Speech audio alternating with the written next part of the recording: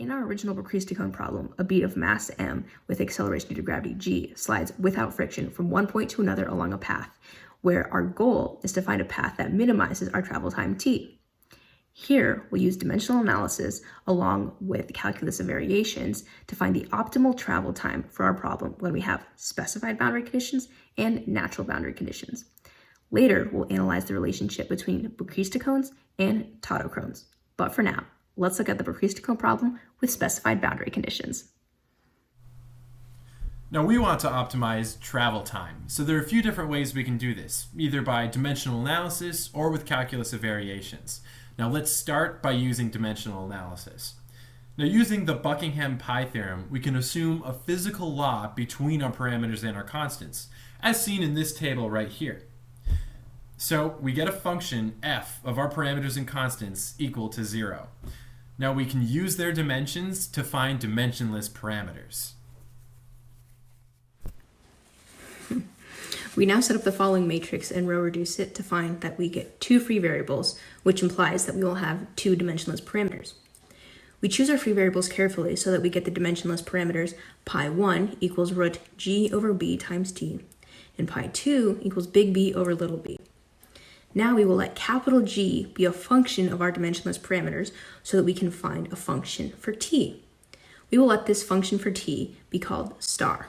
And now we can use star and apply it to some Brachistochrone problems with specified boundary conditions. Now, take the following example. Suppose we're on some unknown planet where it takes 20 seconds to travel along the optimal path from 2 points. Now, these points are separated by 20 meters horizontally and 7 meters vertically. Now, suppose two different points are separated by 120 meters horizontally and 42 meters vertically. We want to find the new optimal travel time between this new set of points. Now, we can use star, that equation we found earlier, to set up two equations, one where we know the travel time t, and one where we don't. Now, we can use this system of equations to solve for that second travel time, t2, which ends up being 20 root 6, or about 48.99 seconds.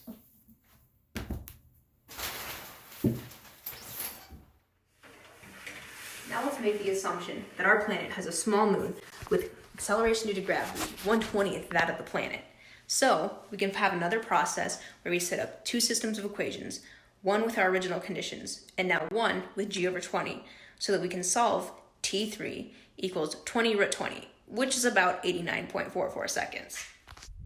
Now, let's take another look at the Brachistochrone problem, but this time, instead of using fixed boundary conditions, we're going to be exploring what happens when you use natural boundary conditions instead. Now, similar to before, we're going to be using dimensional analysis and the Buckingham pi theorem to find a new set of dimensionless parameters.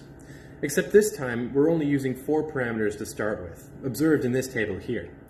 Now, all of these parameters were used in the previous example, except one is missing, and that's capital B.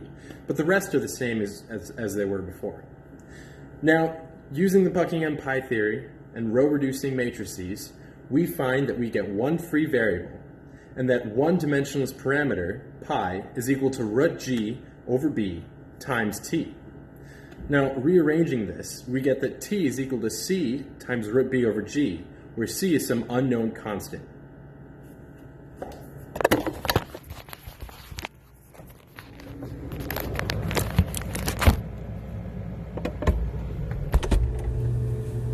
But if we want to use this function for t, we have to know what c is. So let's try another method. Let's try methods from the calculus of variations and see if we can find the optimal travel time for t, and if it agrees with our work from our dimensional analysis. So, we use the functional j of y because it represents our travel time t, which is what we want to minimize. We have the functional j of y equals 1 over root 2g times the integral from 0 to little b of root 1 plus y prime squared all over root y dx. If you have any questions on how we determine the setting of this integral, please see the attached reading that we provided. But for now, we already know that the minimizer of this function is a cycloid with parametric equations for x and y. But what do we do with these equations? Yeah, that's right. Now, we can use these equations to get y prime, which is dy d theta over dx d theta. Now, we also note that dx is going to be r times 1 minus cosine theta d theta. Now with all this information, we can rewrite the functional in different coordinates. We also note that the limits of the integration have changed, as found by using these parametric equations for x and y. So now we have j of y is equal to t, which is equal to this huge functional that you can see here. Now, in order to work with this, we use algebra and trigonomic methods to find that t is actually equal to root 2r times the integral from 0 to pi of d theta, which of course is just pi times root r over g. Now, we encourage you to pause the video here and work this through on your own to verify that you understand this process and that you get the same thing that we do. So, given our parametric equation for x, where x equals little b and theta equals pi, we have that r equals b over pi. Plugging this into our function for t, we have that t equals square root of pi times root b over g. So now we have a function for t, and this agrees with our dimensional analysis work, implying that our constant c equals square root of pi. We will call this function for t star, and now we can apply star to some natural boundary condition problems. Now consider the following problem. Ignoring any friction and starting from rest, we want to know the farthest horizontal distance that an object can travel in 60 seconds. Now the only forces acting on this object are gravity and the opposing normal force. Now recall back to that equation we had found earlier, star, where t is equal to root pi times root b over g. Now setting t equals 60, which is the total travel time of 60 seconds, we can easily solve for little b, that horizontal distance, and find that it's 60 squared times g over pi. Up until this point, when dealing with our Brachistochrone problem and travel time, we see what happens when we change our endpoint. Now we'll continue with our work from natural boundary conditions to see how travel time is affected when we change our initial position to some intermediate point. We already know that our function for t is the integral from 0 to little b of root 1 plus y prime squared over v dx, where v is our object's velocity. When we dealt with this before, we started at the origin, but now we start at some point x naught, y naught.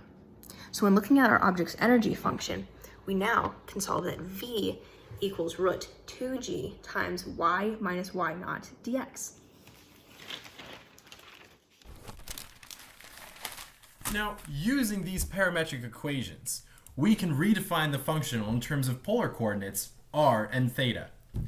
Now, we can rewrite the integral then as this: root r over g times the integral from theta naught to pi of root 1 minus cosine theta over root cosine theta naught minus cosine theta d theta.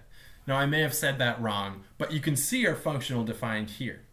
Now, going through the following steps and processes, you can use trigonometric identities as well as algebraic methods to simplify this functional into an integral that we can solve. Then we can use u substitution to finally get our answer and to find out what that travel time t is. Now, if you observe here, we see that t is equal to root pi times root b over g. Now, we encourage you to verify this for yourself. But as you recall from earlier, this is the same travel time and the same equation that we found from our steps starting at the origin. Now, what does this mean?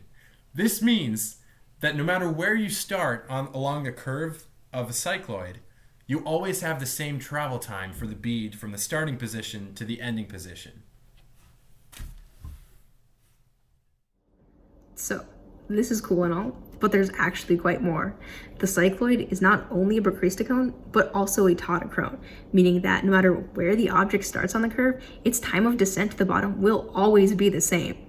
We can actually look at this in terms of Greek prefixes. The prefix tauto, meaning the same, and chrono, meaning time, gives a rough translation of same time.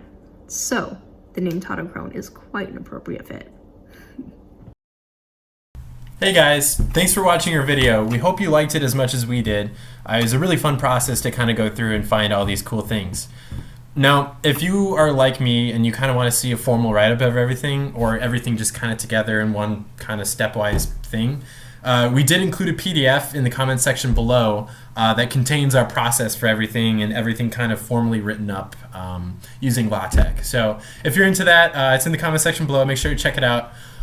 Before we end this video, we want to thank one special sponsor, Dr. Phi, for helping us out with this whole project and being the executive producer. So thank you, Dr. Phi. And yeah, make sure to smash like, comment, and subscribe. We hope you tune in for more interesting math content in the future. And that's it for now. We'll see you guys later. Hey everyone, thanks for watching our video on Brachistochrone problems with specified and natural boundary conditions and our little elaboration between Brachistocrones and Tautochrones. Hopefully you learned a little bit, and make sure to support our sponsors, and saw you later, dudes.